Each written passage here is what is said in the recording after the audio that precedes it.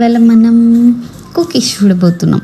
Cookies కూడా రాగి floor and whole wheat ఫ్లోర్తో చేస్తారు కదా, అలా హెల్తీగా కిడ్స్ కోసం మనం చేసుకోవచ్చు. దానికోసం ముందుగా నేను 4 tablespoons butter and half cup jaggery, 3 tablespoons milk, 1 cup ragi flour, half cup whole wheat flour, 2 tablespoons cocoa powder, half tablespoon coconut powder, vanilla essence, baking powder ఇవన్నీ add చేసేసుకుని మంచిగా mix చేసేసుకున్నాం.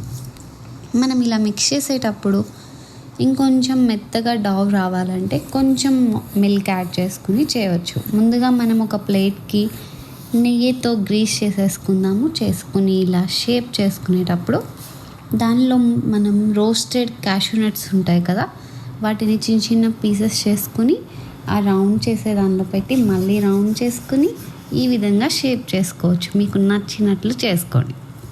నేను ఇవి చేసేటప్పుడే 10 minutes pre heat పెట్టేశాను stove మీద.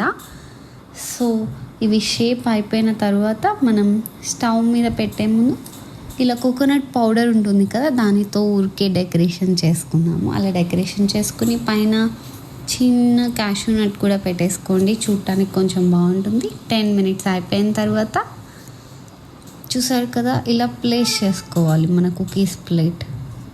ఒక 20 to 25 మినిట్స్ స్లో ఫ్లేమ్లో కుక్ అవనిస్తే మనం అవి ఎలా తెలుస్తుందండి కుక్ అయిందని. 20-25 మినిట్స్ తర్వాత వచ్చి ప్లేట్ తీసేసేయండి పైనది.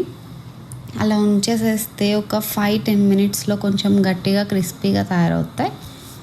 మన కుకీస్ రెడీ అయిపోతాయి. చూసారా ఎంత సింపుల్గా వచ్చేసినాయో అవి. ఇవి పిల్లలందరూ కూడా చాలా ఇష్టంగా తింటారండి. మా కిడ్స్ అయితే నాకు తెలిసి ఒక 5 తినేసారు ఈచ్ వన్.